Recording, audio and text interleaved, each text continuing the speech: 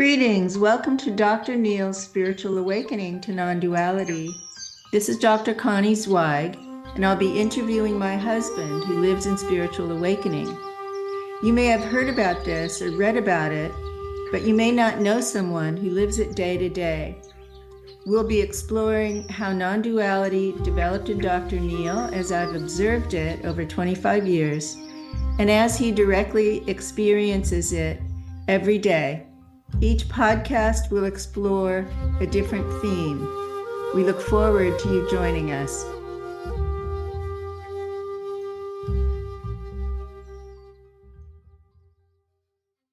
Today we're going to explore the perennial religious and spiritual question, who am I? It's also at the root of psychology and so many disciplines that explore the nature of human life, human consciousness, and our essential human nature. And I'm going to ask Dr. Neal, from his perspective and level of consciousness, to address the question, who am I? So yesterday, Connie and I went to explore retirement community. And we went around and asked people why they were there. One person said, I am here because I'm a Vipassana teacher. That's a role. That's an identity. That's a role. And I immediately saw through that role and saw that she's somebody who's playing at being a Vipassana teacher. That's her game. That's her, because that's not who she is. That's not who I am. We went to another person and asked them why they were there. And their answer was because they could do woodworking in this retirement community. And again, that's what they would do, not who they are. Another person seemed to be uncertain and had endless questions about what was available, as if all possibilities needed to be there for her, and that was her identity. Another said, I am a vegetarian. Correct. Many said that, in fact. There were a number of them. I'm a vegetarian, that's why I'm here. Well, which is not who they are. It's what they want, what they desire. So the sense of having an identity which is tribal, let's call it that. Tribal in the sense that I want to be with people like me. I want to know if this opportunity has things that I would like, things that I could belong to, is tribal. It's tribal identity. So it seems to me most people in postmodern, Western, post-industrialized culture, mainstream culture, do, as you say, they identify with what they do, which could be a craft like woodworking. I'm a writer, I'm a sculptor, or it could be a role in society. I'm a CEO, I'm a nurse. It could be a role in the family. I'm a mother, I'm a grandfather, and that this is what people believe they are. And then the other thing that's happening in the sort of politically correct world is more identification with race. I'm a Black activist, or with religion. I'm a white evangelical, or I'm a Buddhist, or like the Vipassana teacher.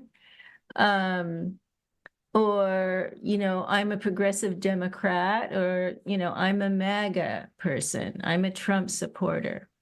So all these narrow identities that are so commonplace now are what you're saying we need to see through. Yes, people seem to be identifying more and more with a tribal identification as a means to feel they belong.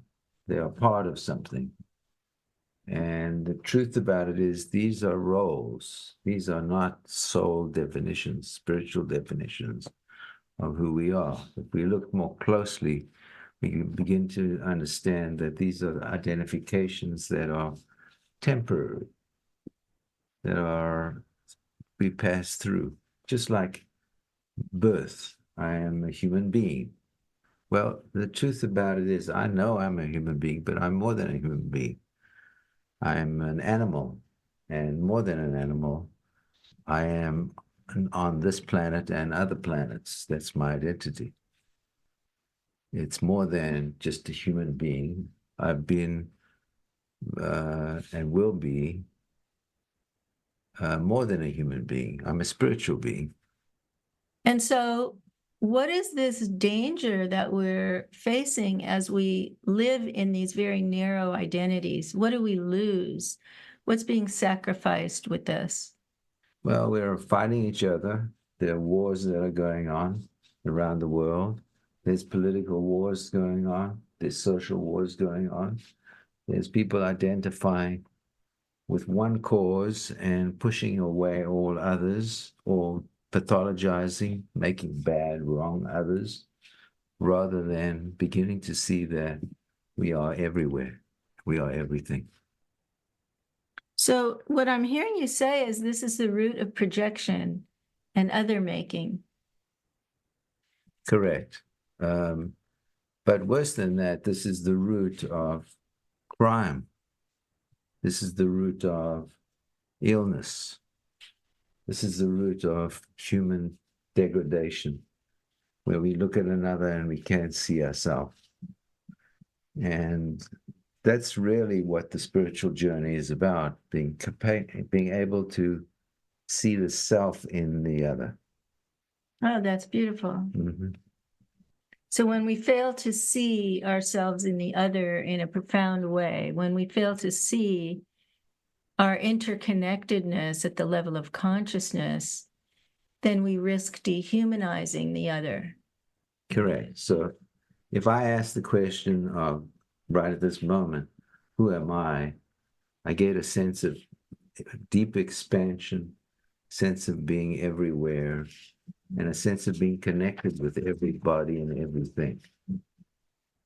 This is not only in an abstract sense as a quality, but in a specific sense as a truth that is fundamental in its details. Can you say more about what you mean by I am everything? Well, if I look at the internally, my part of me, I see a human body. I see emotions. I see thoughts and beliefs and identity. I see I'm a psychologist. I'm Connie's husband. I'm a father. I'm a grandfather. I am South African. I am American. And the identifications are infinite. I am a soul. I am immortal. I was born and I will be reborn. I will die. I will come back again. So the sense of who I am is infinite and unbounded. So I am not just those things that we identify with as self. I am in all human beings. My essence is in all human beings. And what is that essence? I guess the Hindu description is Sattvamasi. Thou art that. Who I am is that which is everything. Bliss, joy, being, awareness, emptiness, expansion. All these are different qualities which I would say are deep identifications. But there's more than that. There's qualities like love, joy, ecstasy, bliss, well-being. I am those too, without subject or object, without an I, without a you. That is what I am without an I. So when the identification with the narrow identities and roles dissolved and the self emptied out, the small self emptied out, then what happened next? How did you continue to operate in the relative world? Who is speaking right now? There's a mouth that's moving. There's a sound that's coming out of the mouth. There are obviously some kind of thoughts behind it. There is a sense of knowledge of communication and expression of who I am. But I'm not identified with any of those. So if I look at myself, this mouth is not my mouth. It's moving by itself. This voice is not my voice. It's a voice. It's moving by itself. It's coming through this identity called Neil. These thoughts don't exist. I do not have any thoughts. Thoughts are constructed ideas that human beings have through which they identify themselves. But the truth about it is the soul, which is not who I am either, but expresses these thoughts, words, voice, so that there's a connection. So I'm imagining that the first stage in the next identity is with the soul. I mean, there are these stages before becoming everything, developmental stages of levels of consciousness as they unfold. That's correct. And, there's a big debate in the consciousness world about whether every tradition is describing the same states or stages. But that's kind of hypothetical stuff. Let's focus on what happened with you. So as these lesser identities fell away and you experienced yourself as empty and emptier, then what did you identify with? Yes, it was rather the other way around. So fuller, more, and more. So, initially I was a baby, and joy and suffering became my identity. Food and mother and father and eventually siblings, brothers and sister became my identity. And so there was a constant expansion. I went to school and in South Africa and identified as a South African and as schoolmate. And afterwards, many university years, and identified as a psychologist, as an accountant. So there was an expansion of who I am, who I was, to more and more. It was more transcend and include, become more and include what was previously there. And the first integration of these into a single identification was what I'd call the ego. Ego, not in Freud's sense of ego, superego. Ego in the Hindu sense of being a separate individual with body, emotion, thoughts, beliefs, feelings, compassion, human being. So an individual rather than and that individual may belong somewhere, or belong to a group, but I'm still an individual. And an individual was the first major step. Being an ego was the first major step. It's the first major step beyond tribalism, which is I am a psychologist. I'm a Jew. I'm a husband. I'm a child. First step, be outside the group to I'm an individual. I'm an ego. I'm an individual that includes all of that and more. But there's an I that's at the core. So that's the first thing. So it's not so much about letting go as adding on. So in psychology, we call that separation and individuation. But in the mystical traditions, they teach that that's the source of suffering, because that's the experience of separation from the deeper mystical interconnectedness.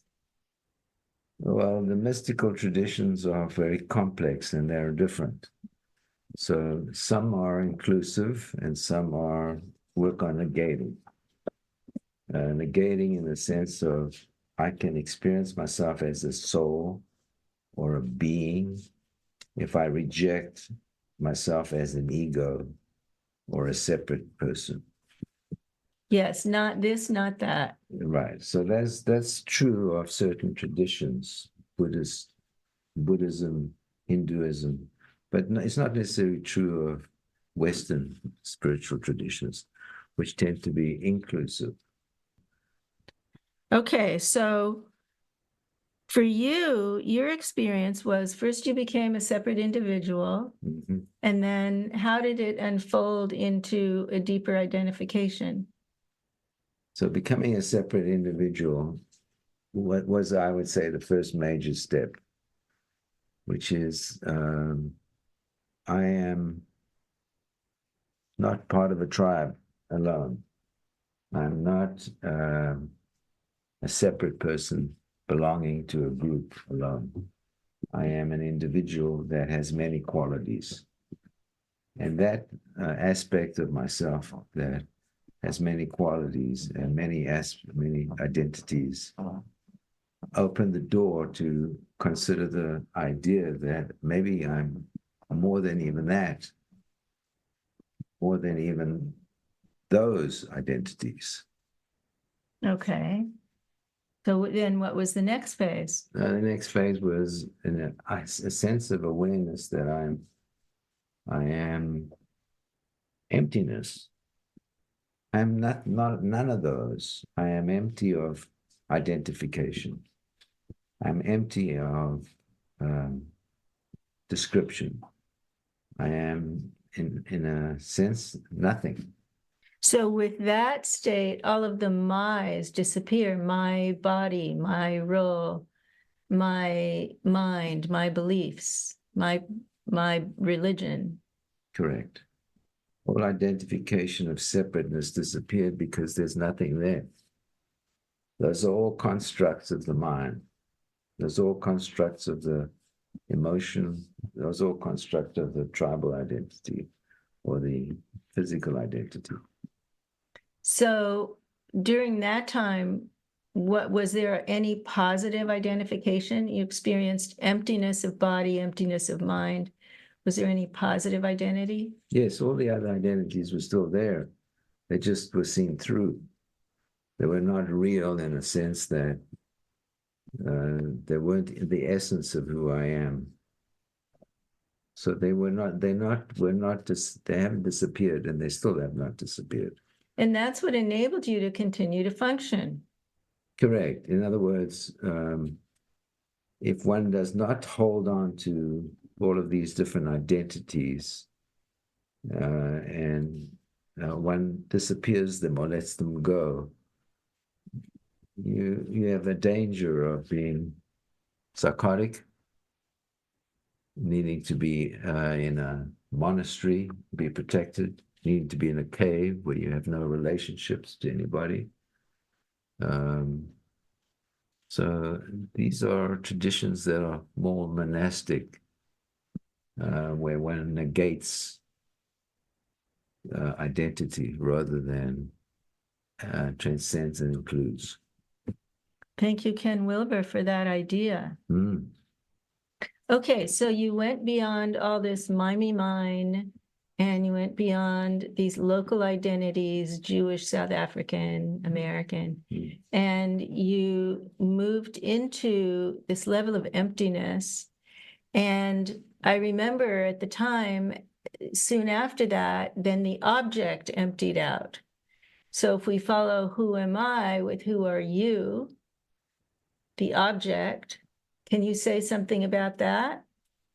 Well, if it applies to myself, then it applies to everybody and everything.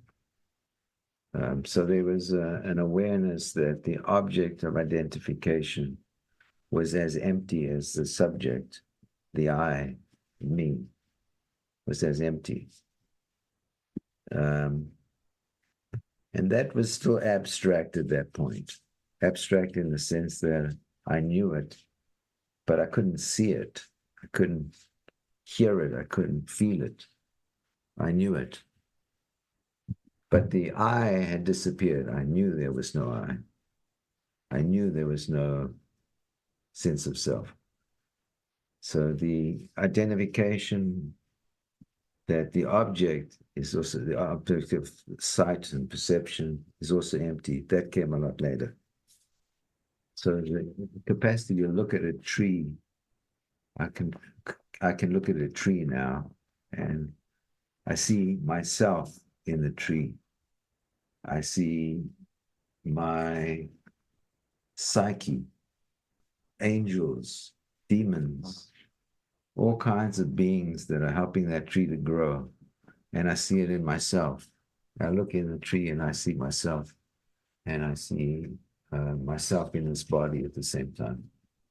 So the capacity to do that on a sensory level was the first part of the process of beginning to empty the mind of the in terms of the objects of the mind. So the subject-object duality became non-dual with that level of consciousness. Yeah, that's correct. Do you want to say anything else about that? What is non-duality means that not two. So I am this body and I'm also this mind and I'm also this heart and I'm also this consciousness and I'm also the tree. And I'm also the wall that's in front of me and I'm also the sound that I'm hearing. And so there's a sense of initial duality, non-duality. It's not expanded in the sense of what came next. It's more local. And Oh, that's good. We can call it local non-duality. yeah, that's a better word for it, local non-duality. Thank you. Because later on, the non-duality became much more expanded. And the senses of psychic ability, psychic in the sense that one can be in more than one place. One could be observing the galaxy or the universe or beings on another planet. So those kind of awarenesses came later. So is there any map? So we're in the initial stages of non-duality now. Yeah. A famous Vedanta teacher, Ramana Maharshi, used this question, who am I, as his primary practice for his students, sitting with who am I over and over and over again until all these kind of local identifications became empty or dissolved. And you sit in pure awareness, or whatever your name is for that, pure consciousness, awareness. Ram Dass called it loving awareness, whatever we call that. So what you're describing is similar, although you didn't do it as a contemplation on who am I. It just unfolded that way. Yeah, it was a step-by-step process that was about following my inquiry of who I am. Ramana Maharshi was a monk, and he lived in a cave, and he lived a very separate existence, not identifying with his thoughts and his body and the world that he lived in. My path is a little different, and there are many different paths. So my path is more about inclusion and transcendence and inclusion. Well, it's a householder path. It's a householder path, and it's necessary to have all of these steps and stages in order to be functional in the world. And and I am very functional in the world. Yeah, you're highly functional, which is really a curious thing given where your attention lives. Mm-hmm. So, and we should come back to that in a later podcast because I think that's an important question. Mm-hmm. So, is there anything else to say about this? It seems to me we skip the step of identifying with soul. Yeah, soul comes next. So I did not find my identity as a soul initially. My identity initially was emptiness and fullness. So fullness in the sense of being everything and everywhere. So those were the steps and the stages. And of course, we can pick that up at another time if you want, or what happened after the emptiness and what happened after the identification of self as empty and other as empty. So there were many more steps and stages. Okay, so next time we'll start with what it's like living as a soul identity. Because I think that whole idea of shifting from role to soul, to use Ram Dass's phrase, shifting our identity from what we do to who we really are, which is what you're describing, could be really interesting and meaningful to people. Thank you. See you next time.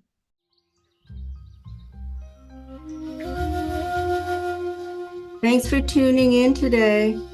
If you found our discussion insightful, there's a good chance your friends will too.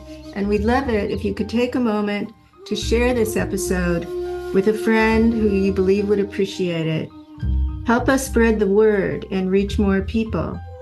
And follow us on any platform. Turn on your episode notifications so you never miss new content. Thanks for being part of our podcasting journey.